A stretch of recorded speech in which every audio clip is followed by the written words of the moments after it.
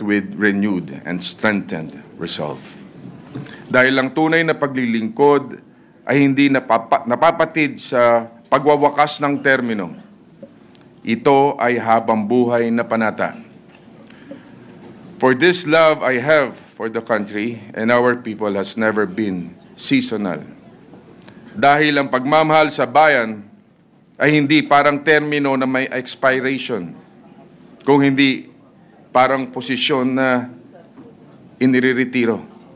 After all, public service is not attached to a position. It is a commitment, and it is calling that I will always willingly and wholeheartedly answer. Malaging maninindigan sa tama, bitbit ang dangal ng bayan, at pusong alay sa sambayanan.